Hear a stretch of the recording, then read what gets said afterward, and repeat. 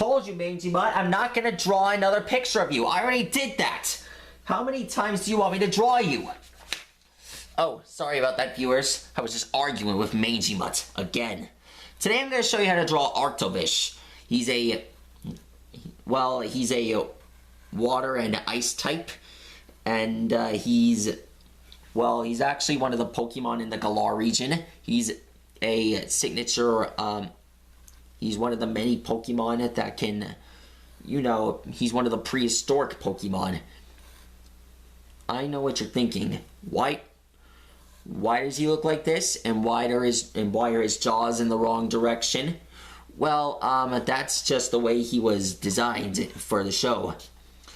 Well, I don't know why people accepted this idea, but I still think he's a good design for me. So, if you guys think that this Pokemon deserves a 5-star review, just let me know. Anyways, now I'm just gonna draw his flipper. You've already seen me draw his head. Anyways, next up, you just gotta draw his flipper. And here's his other hand. Mangy Mutt, get off of me! He's done with that. Okay, next up, you just gotta draw this part here. This part here. Get green. Now then, here's his tail.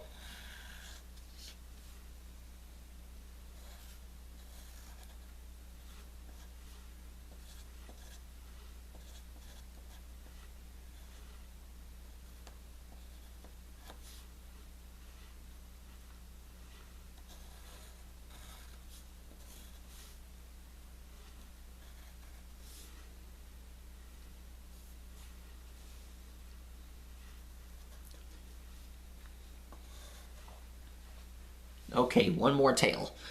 And done. Okay, that's about it. Known fact about Arctovish, his flippers have spots on them. And, well, he has a big head. It kind of reminds me of Dracovish's head.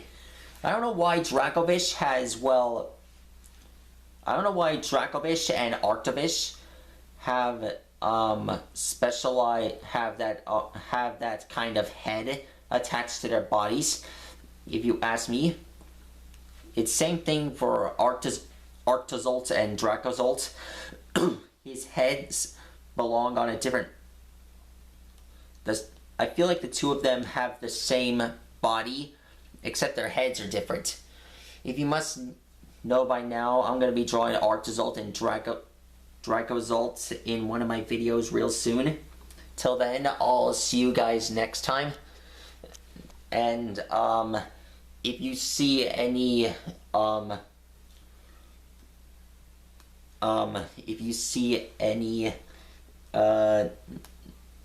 of the new episodes of Pokemon Journeys, just let me know. I'll see you guys later.